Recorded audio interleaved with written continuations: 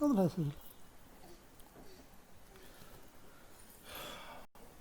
Morning student. ఈరోజు మనం మన క్లాస్లో ఒక గొప్ప రాజవంశం గురించి తెలుసుకోబోతున్నాం. దక్షిణ భారతదేశంలో శాతవాహనుల పరిపాలన తరువాత ఎన్నో చిన్న చిన్న రాజ్యాలు, ప్రాంతీయ రాజ్యాలు అవతరించినాయి. వాటిలో భాగంగానే శాతవాహనుల యొక్క సామ్రాజ్య దక్షిణ ప్రాంతంలో, అంటే ప్రస్తుతం ఉన్నటువంటి తెలంగాణ, ఆంధ్ర ప్రాంతంలో ఒక సామ్రాజ్యం స్థాపించబడింది. ఆ సామ్రాజ్యాన్ని ఇక్ష్వాకుల సామ్రాజ్యం అంటారు. ఈ ఇక్ష్వాకుల సామ్రాజ్యాన్ని ఇక్ష్వాకుల మొదటి రాజు శ్రీశాంతమూలుడు దీన్ని స్థాపించాడు. అయితే ఈ శ్రీశాంతమూలుడు ఇక్ష్వాకు సామ్రాజ్యాన్ని స్థాపించకముందు శాతవాహనుల వద్ద మహాతలవరిగా, తర్వాత మహాసేనాపతి పదులను అనుభవించాడు. ఇతను మహాసేనాపతిగా ఉన్నప్పుడే శాతవాహన రాజు 4వ పులకేశి కాలంలో అంతఃపురంలో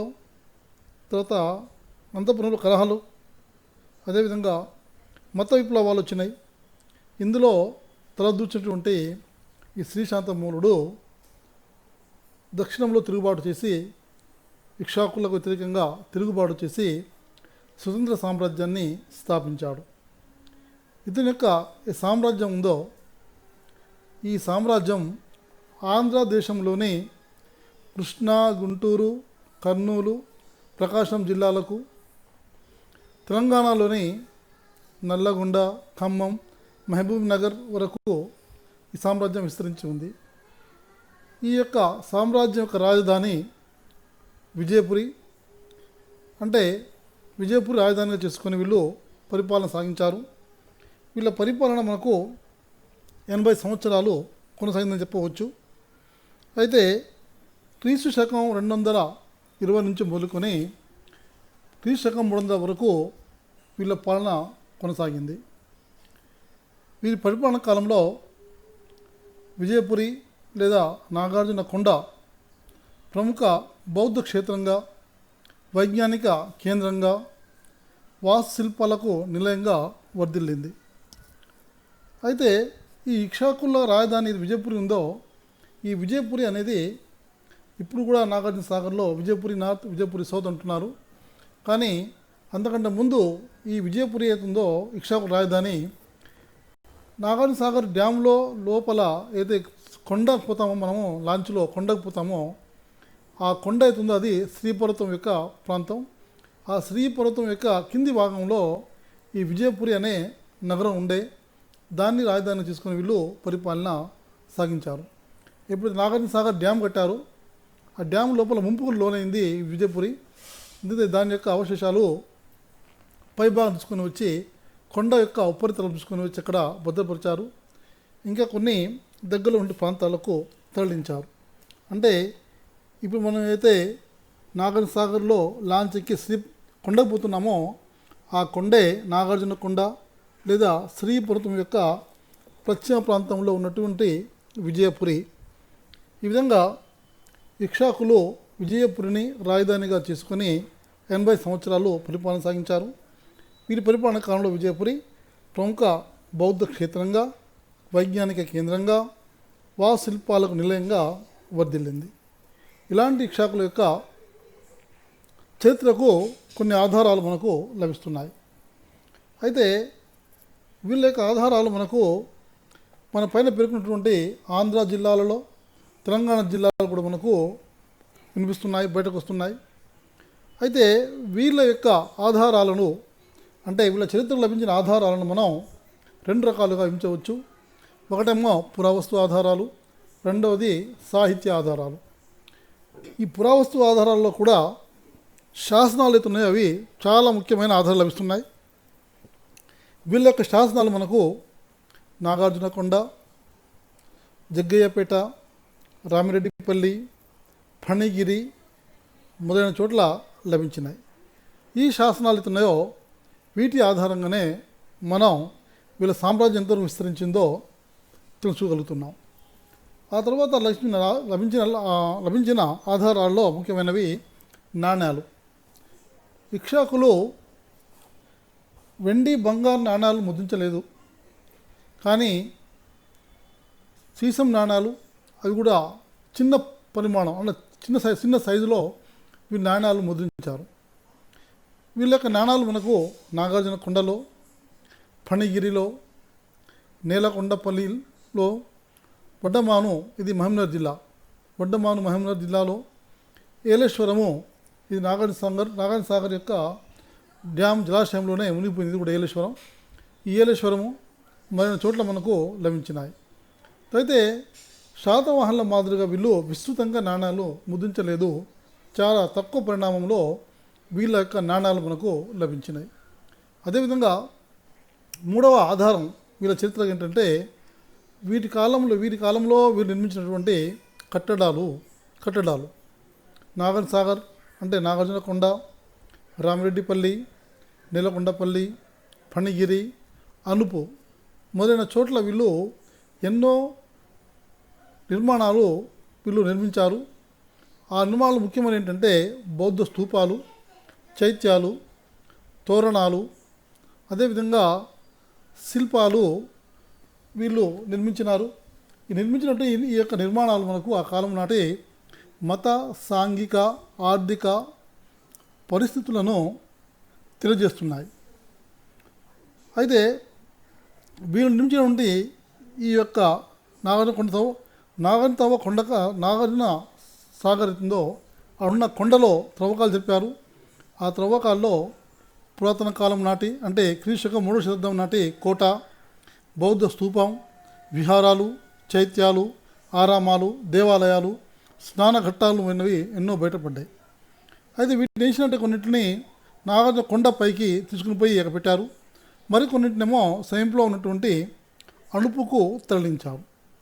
ఈ విధంగా ఈ యొక్క పురాతనమైన కట్టాలు ఉన్నాయో ఇవి ఇక్ష్వాకుల యొక్క చరిత్రకు ఆధారాలుగా నిలుస్తున్నాయి.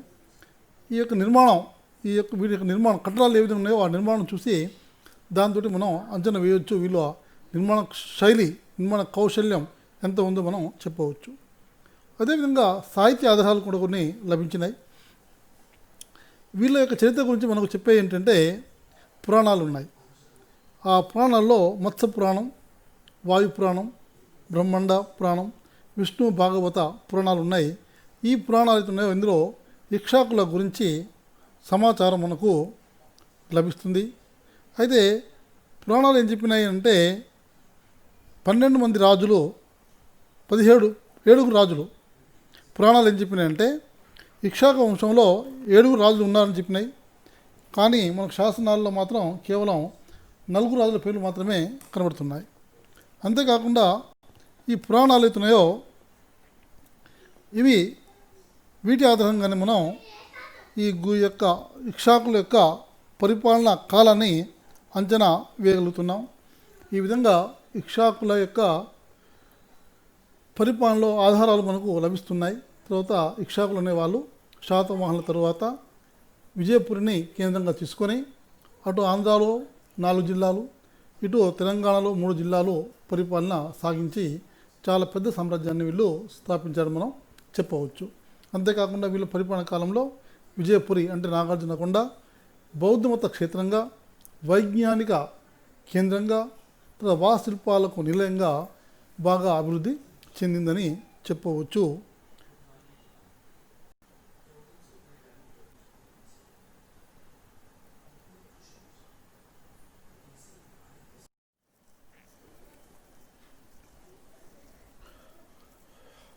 ఇక్ష్వాకుల జన్మస్థలం గురించి రకరకాల వాదాలు ఉన్నాయి. ఇలాంటి వాదాలలో ముఖ్యమైనది ఏంటంటే ఈ ఇక్ష్వాకులను పురాణాలు ఎత్తున్నాయో ఇవి శ్రీపురతీయులని వీళ్ళను, ఆంధ్ర భృత్యులు అంటే ఆంధ్ర సేవికులు ఆంధ్రుల సేవకులు అని చెప్పి అన్నాయి పురాణాలు. మరి శ్రీ పర్వతం ఎక్కడ ఉంది అని అంటే ప్రస్తుతం నాగార్జున కొండ అవుతుందో అక్కడి నుంచి మొదలుకొని శ్రీశైల పర్వత శ్రేణి అవుతుందో శ్రీశైలం వరకు ఉన్నటువంటి పర్వత శ్రేణి ఉందో అది మొత్తం కూడా శ్రీ పర్వతం.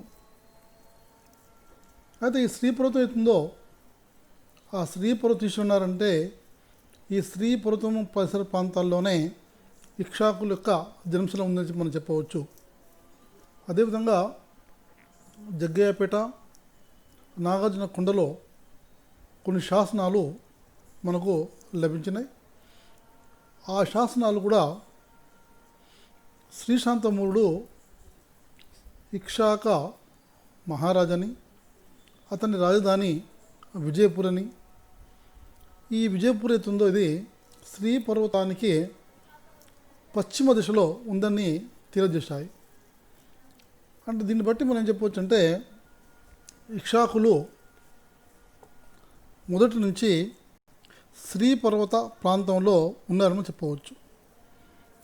అయితే వీళ్ళ యొక్క ఇక్షాకుల వంశం కాబట్టి ఉత్తర భారతదేశంలో శ్రీరామచంద్రునిది కూడా రామాయణ శ్రీరామచంద్రునిది కూడా ఇక్షాక వంశం కాబట్టి ఆ ఇక్షాక వంశస్థులకు ఈ ఇక్షాకులకు ఏమైనా సంబంధం ఉందని చెప్పి కొంతమంది చరిత్రకారులు అభిప్రాయపడ్డారు.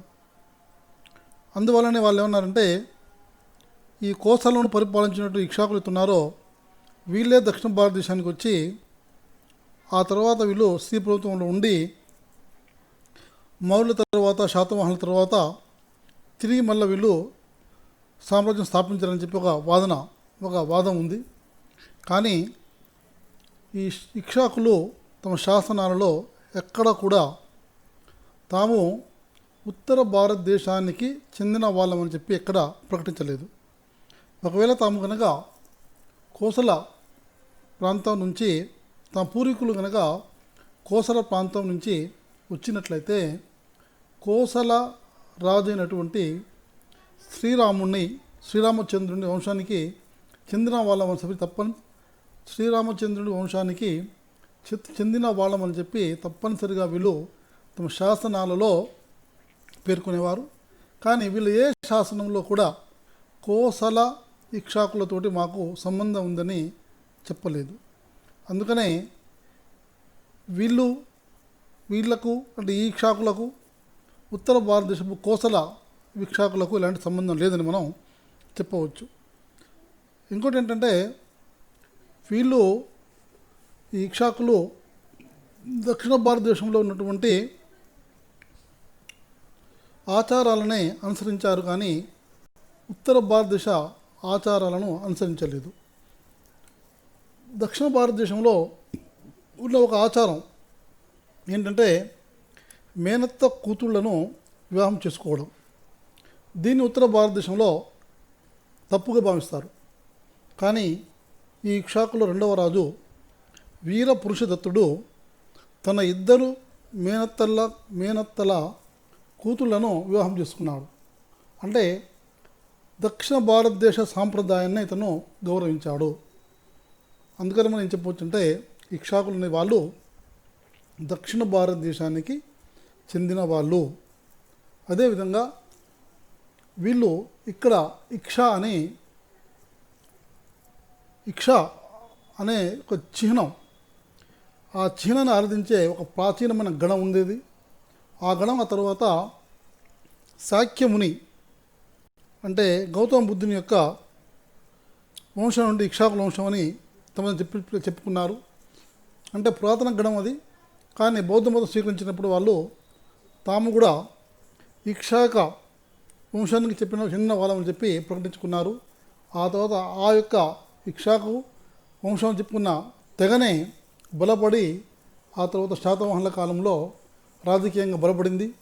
ఆ తర్వాత ఎప్పుడైతే శాతవాహనుల సామ్రాజ్యంలో అంతర్గత విభేదాలు అంతఃకలహాలు మొదలైనయో దాన్ని ఆసరాగా తీసుకొని దక్షిణ భారతదేశంలో సామ్రాజ్యాన్ని స్థాపించారు ఈ యొక్క ఇక్షాకులు.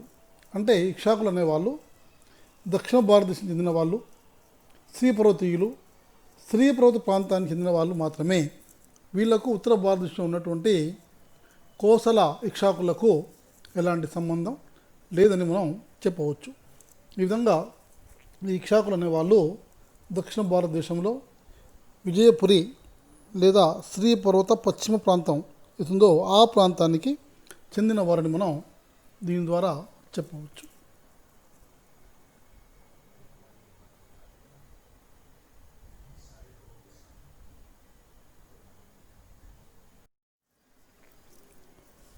ఇక్షాకుల యొక్క పాలనాకాలం, పరిపాలన. ఇక్షాకులలో మొదటి రాజు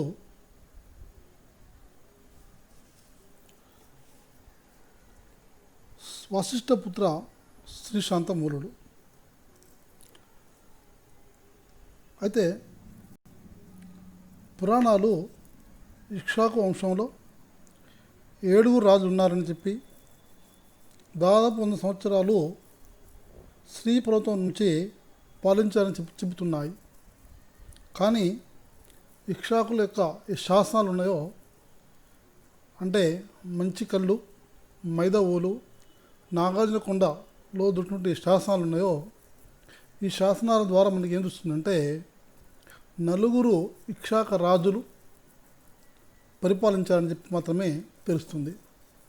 ఆ 4 ఎవరెవరంటే, మొదటి వాడేమో వశిష్ఠపుత్ర శ్రీశాంతమూలుడు, రెండవ వాడేమో మధారీపుత్ర వీర పురుషదత్తుడు, మూడవ వాడేమో ఏహూబల లేదా ఏహూబల శాంతమూలుడు, తర్వాత 4వ వాడు రుద్రపురుష దత్తుడు.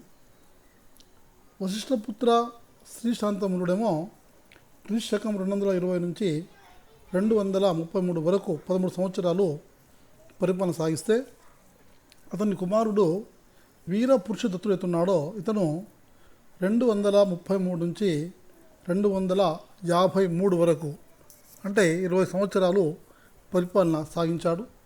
అతని కుమారుడు ఏహూవల శాంతమూలుడు, ఇతను క్రీశకం 253 నుంచి 277 వరకు పరిపాలన సాగించాడు. అంటే 24 సంవత్సరాలు పరిపాలన సాగించాడు. ఆ తర్వాత 4వ వాడేమో రుద్రపురుషదత్తుడు, ఇతను క్రీస్తు శకం 283 నుంచి 301 వరకు పరిపాలన సాగించాడు.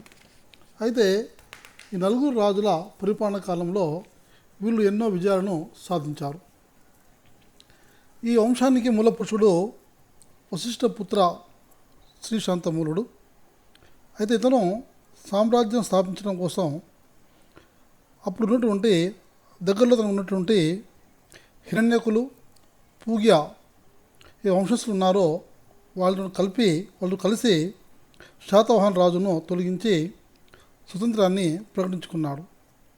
ఆ తర్వాత తన స్థానాన్ని సుస్థిరం చేసుకోవడం కోసం తాను వివాహ సంబంధాలు, అంటే సామంతులతోటి, తర్వాత దేశంలో ఉన్నటువంటి ధనిక వంశాలతోటి వివాహ సంబంధాలు ఏర్పరచుకొని తన స్థానాన్ని సుస్థిరం చేసుకున్నాడు. అయితే ఇతను వేయించినటువంటి కొన్ని శాసనాలు దొరికినాయి మనకు. రెంటాల కేశనపల్లి వద్ద ఇతని శాసనాలు దొరికినాయి. కానీ ఇతని శాసనాల్లో ఇతను తన గొప్పతనాన్ని వివరించలేదు, చెప్పుకోలేదు. ఇతని తర్వాత వచ్చినటువంటి తన కుమారుడు వీరపురుష దత్తుడు, తర్వాత అతని యొక్క అంటే శాంతమూలుని యొక్క సోదరి మనులు, అంటే చెల్లెళ్ళు హరియశ్రీ, శాంతిశ్రీ, వీళ్ళు కొన్ని శాసనాలు వేయించారు. ఆ శాసనాల ఆధారంగా మనం తెలిసిందంటే, శాంతమూలుడు అగ్నిహోత్ర, అగ్నిష్టోమ, అశ్వమేధ, రాజపేయ యాగాలను చేశాడు.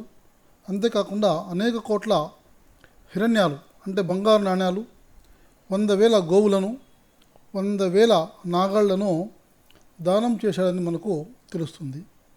అంతేకాకుండా నాగార్జునకొండలో జరిగిన త్రవ్వకాలు ఎత్తున్నాయో, ఆ త్రవ్వకాల ఫలితంగా ఇతని యొక్క అశ్వమేధ వేదిక అవుతుందో అది బయటపడింది. ఇతడు మహారాజా అనే బిరుదును పొందాడు. అంతేకాకుండా ఇతను తన యొక్క సోదరి శాంతిశ్రీని పూగియా వంశానికి చెందిన మహాసేనాపతి మహా తలవరైనటువంటి మహాస్కంద స్త్రీకి ఇచ్చి వివాహం జరిపాడు.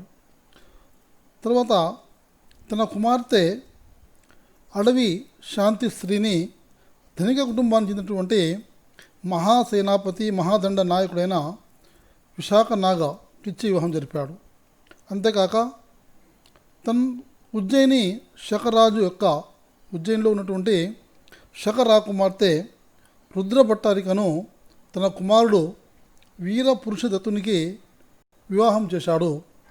ఈ విధంగా వివాహ సంబంధాలతోటి తన స్థానాన్ని సుస్థిరం చేసుకున్నాడు ఈ యొక్క శ్రీ శాంతమూలుడు.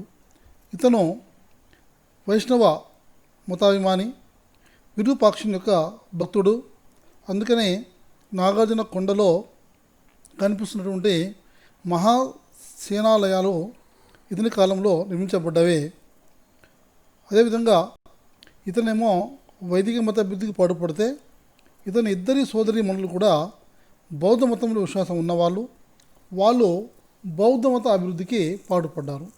ఈ విధంగా ఈ ఇక్ష్వాకుల యొక్క పరిపాలన కాలంలో, అంటే శ్రీశాంతముని యొక్క పరిపాలన కాలంలో వైదిక మతం బౌద్ధ మతం రెండు కూడా ఒకదాని వెంట ఒకటి అభివృద్ధి చెందినాయి.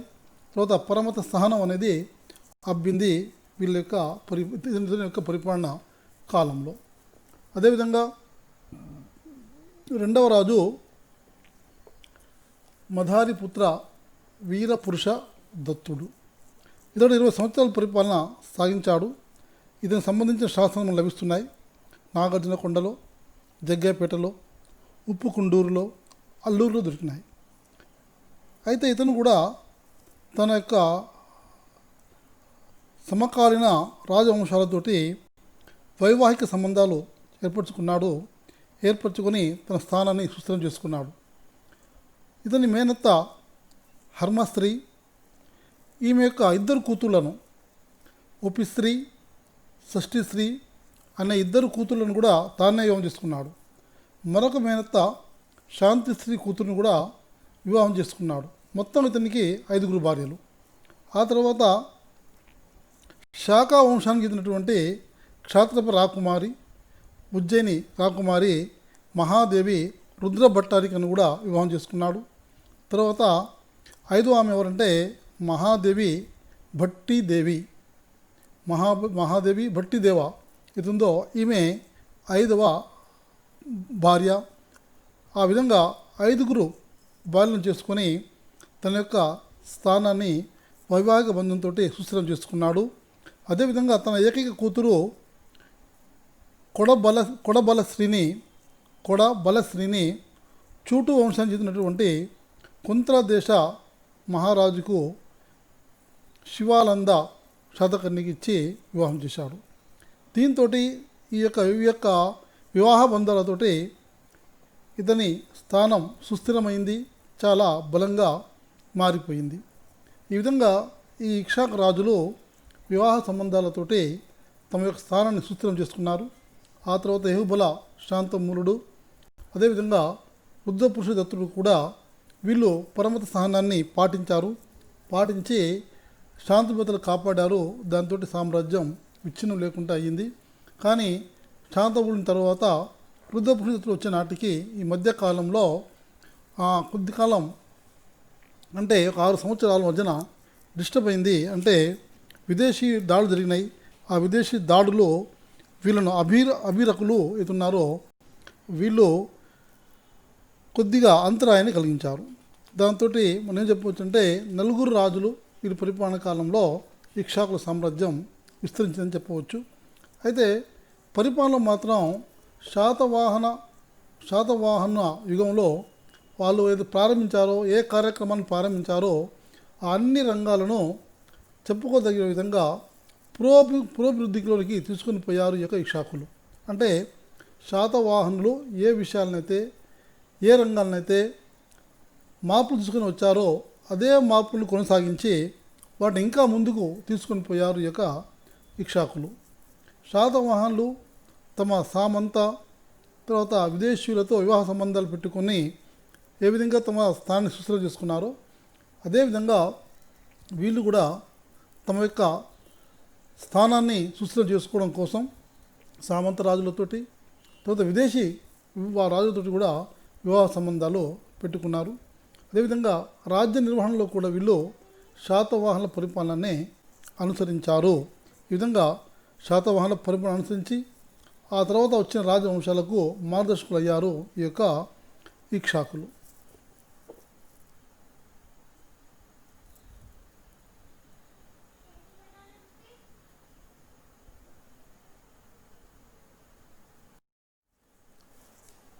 ఇక్ష్వాకుల కాలం నాటి మతం, ఈ కాలం నాటికి మత విషయాలలో చాలా గొడవలు జరిగినాయి.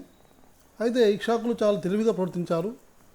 ఇక్ష్వాకు రాజులేమో వైష్ణవ మతాన్ని అవలంబిస్తే ఈ రాజుల యొక్క స్త్రీలు అవుతున్నారో రాణులు అవుతున్నారో రాకుమార్తెలు అవుతున్నారో వాళ్ళు బౌద్ధ మతాన్ని అవలంబించి బౌద్ధ మత వ్యాప్తికి పాటుపడ్డారు.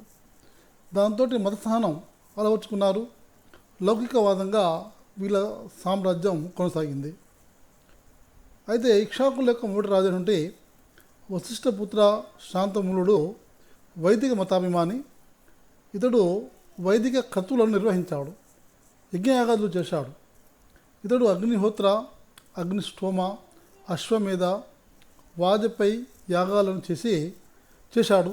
అంతేకాకుండా బ్రాహ్మణులను ఎంతో ఆదరించాడు. బ్రాహ్మణులకు కోట్ల హిరణ్యాలను అంటే బంగారు నాణాలను, తర్వాత 100,000 గోవులను, 100,000 నాగళ్లను దానం చేశాడని చెప్పి శాసనం ద్వారా తెలుస్తుంది. అంటే ఇతని కుమారుడు వీరపురుషదత్తుడు, ఇతని యొక్క సోదరిమణులు వేసినటువంటి శాసనాల ద్వారా ఈ విషయాలు మనకు తెలుస్తున్నాయి. అతని తర్వాత ఇతని కుమారుడు రెండవ రాజు మధారిపుత్ర వీరపురుషదత్తుడు. ఇతడు మొదట వైదిక మతాన్ని అనుసరించాడు. కానీ తరువాత ఇతని మేనత్త యొక్క ప్రోద్బలంతో ఇతను బౌద్ధ మతాన్ని స్వీకరించాడు ఈ యొక్క వీరపురుష దత్తుడు. అయితే ఇతని యొక్క పరిపాలన కాలంలో బౌద్ధ మతం బాగా వ్యాప్తి చెందింది. ఈ నాగార్జున కొండ మీద బౌద్ధ నిర్మాణాలు ఎన్నో జరిగినాయి. వాటి ప్రధానమైన కారణం ఏంటిదంటే వీరపురుషదత్తుని యొక్క మేనత్త శాంతిశ్రీ, తర్వాత వీరపురుషదత్తుడు స్వయంగా ఇద్దరు కలిసి ఈ యొక్క నాగార్జున కొండ మీద బౌద్ధ మతానికి సంబంధించినటువంటి ఎన్నో నిర్మాణాలు చేపట్టారు. ఇక్కడ గౌతమ బుద్ధుని యొక్క ధాతువును తీసుకుని వచ్చి ఒక పెద్ద మహా చైత్యాన్ని నిర్మించింది దాని యొక్క మేనత్త శాంతిశ్రీ. అంతేకాకుండా శాంతిశ్రీ వీరపురుషదత్తుడు, శాంతిశ్రీ, తర్వాత వీరపురుషదత్తుడు, అతని 5 భార్యలు అందరూ కూడా బౌద్ధ మతాన్ని ఆదరించి పోషించారు. దీనివల్ల శ్రీ పర్వతము మహాయాన బౌద్ధానికి ప్రపంచ ప్రఖ్యాతిగాంచి విదేశీ యాత్రికులను కూడా ఆకర్షించింది. అయితే వచ్చినటువంటి విదేశీయుల కోసం సింహళ విహారం వంటి ప్రత్యేక వసతులు ఏర్పాటు చేయడం జరిగింది ఈ యొక్క కాలంలో. అదేవిధంగా రాజా భాండాగారి నుండి బోధి శర్మ యొక్క మేనకోడలు ఉపాసిక బోధశ్రీ, ఈమె చేసిన దాన ధర్మాలు చాలా ఎక్కువగా ఉన్నాయి. అంతేకాకుండా ఈమె బౌద్ధ మతం కోసం బౌద్ధ మత భిక్షువుల కోసం ఎన్నో బౌద్ధ ఆరామాలు నిర్మించింది. శ్రీపర్వతం మీద చుడదమ్మ గిరిపైన చైత్యగృహంతో పాటు చతుశ్శాలను నిర్మించింది. తర్వాత ఈమె యొక్క కృషి ఫలితంగానే కులహ విహారం దగ్గర ఒక చైత్యాన్ని, సింహళ విహారం దగ్గర బోధి వృక్షానికి వేదికలు, మహాదమ్మగిరిపై గృహాన్ని, దేవగిరిపై ప్రార్థనాశాలను నిర్మించడం జరిగింది. ఈ విధంగా ఈ వీరభూషిత్తుని యొక్క పరిపాలన కాలంలో బౌద్ధ మతం ఏతుందో అది నలు దిశలా విస్తరించింది. దాని అభివృద్ధికి నాగార్జున కొండ కేంద్రంగా మారింది. ఆ తర్వాత వచ్చినటువంటి ఏహుబల శాంతమూర్తున్నాడో ఇతని యొక్క కాలంలో ఒకవైపు బౌద్ధ మత సంస్థ అభివృద్ధి చెందితే ఇంకొక వైపు బ్రాహ్మణ ఆలయాల నిర్మాణం విరివిగా జరిగింది. అంటే ఈ యొక్క శాంతముని యహూబల శాంతముని పరిపాలన కాలంలో జైన బౌద్ధ మతాలు రెండు కూడా ఒకదాని వెంట ఒకటి ఒకదాని పక్కన ఇంకొకటి అభివృద్ధి చెందినాయి. వీరభూషదత్తుడు ఎత్తునాడుతను పుష్పభద్రుడు అనే పేర ఒక శివాలయాన్ని నిర్మించాడుతాను. అదేవిధంగా శకరాజు అభిరక వసుసేనాని శివసేనుడు అష్టభుజ స్వామి అంటే నారాయణ యొక్క విగ్రహాన్ని నాగార్జున కొండలో ప్రతిష్ఠించాడు. నాగార్జున నుండి హారతీ దేవాలయంలోని సప్త మాతృకల వద్ద నాటి స్త్రీలు సంతానం కోసం గాజులు సమర్పించేవారు. ఇది విధంగా మంచి కళ్ళు శాస్త్రంలో ఈ తీర్థయాత్రికులను పేర్కొంటుంది.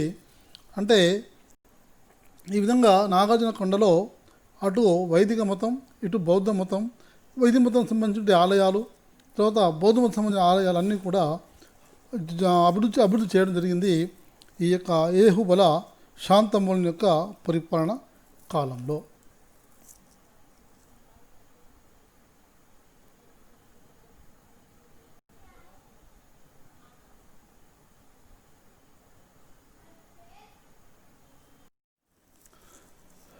ఇక్ష్వాకుల పరిపాలన కాలంలో భాషా సాహిత్య అభివృద్ధి జరిగింది.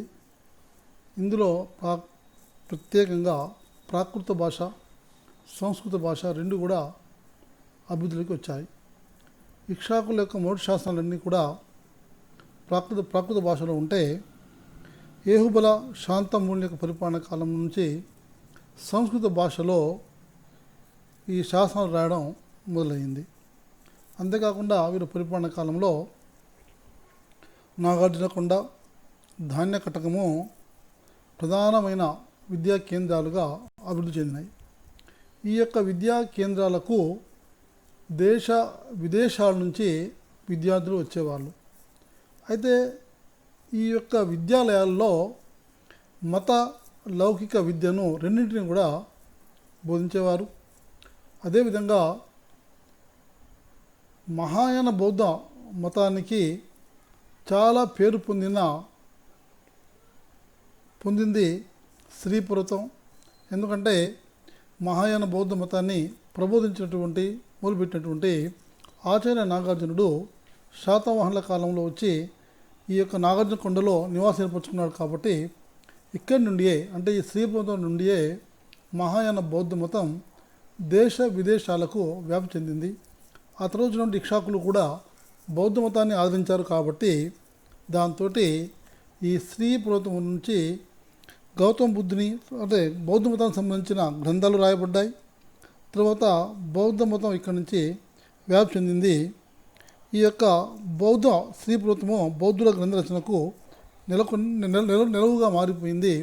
ఎంతో బౌద్ధ మత గ్రంథాల రచన ఈ శ్రీపురతంలో జరిగింది.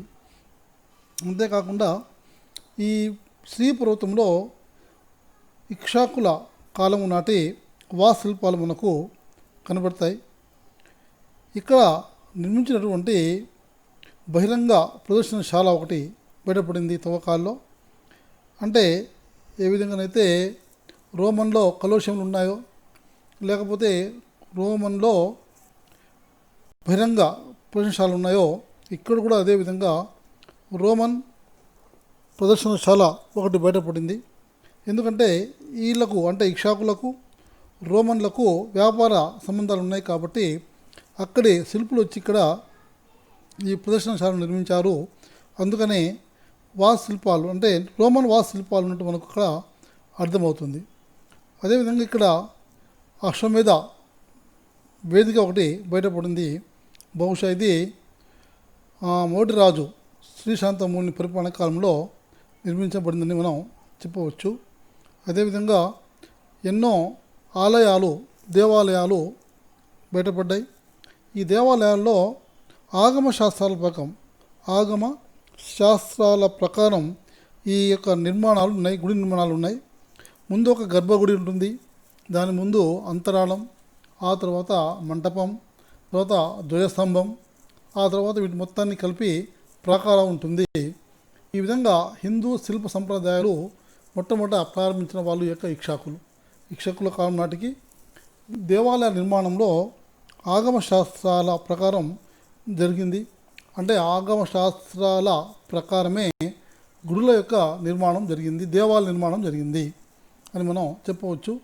అదేవిధంగా ఈ యొక్క శ్రీపురమే కాకుండా జగ్గయ్యపేట, రామిరెడ్డిపల్లి, చిన్నగంజాం, ఫణిగిరి, నేలకొండపల్లి లాంటి ప్రదేశాలలో కూడా బౌద్ధమత స్తూపాలు, విహారాలు, మంటపాలు మనకు కనపడతాయి వీళ్ళ కాలం నాటు.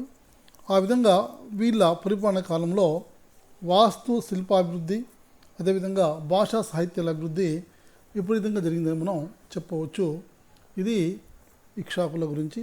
ఈ విధంగా శాతవాహనుల పరిపాలన అంతమైన తర్వాత దక్షిణ భారతదేశంలో స్వతంత్ర సామ్రాజ్యాన్ని స్థాపించడమే కాకుండా శాతవాహనులు మొదలుపెట్టినటువంటి ఏ రంగాలతో అభివృద్ధి మొదలుపెట్టారో వాళ్ళు ఆ రంగాలను ఇంకా ముందుకు తీసుకొని పోయి వాళ్ళ యొక్క వారసత్వానికి ప్రతీకలుగా నిలిచారు ఈ యొక్క ఇక్షాకులు.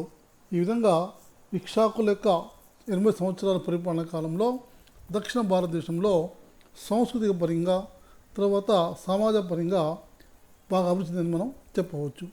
ఏ విధంగా అయితే శాతవాహనులైనటువంటి రాజులు తమ యొక్క పేరు ముందు తల్లి పేరును చేర్చుకున్నారో, అదేవిధంగా ఇక్షాకులు కూడా వశిష్ఠి పుత్ర శ్రీశాంత మూల అని చెప్పి, మధారి పుత్ర వీరపురుష దత్త అని చెప్పి తమ తల్లుల పేర్లు తమ పేరు ముందు ఉంచుకున్నారు. అంటే శాతవాహనులను అనుసరించి శాతవాహనులు ఏ విధంగా పరిపాలన సాగించారో అదేవిధంగా పరిపాలన కూడా పరిపాలన చేశారు.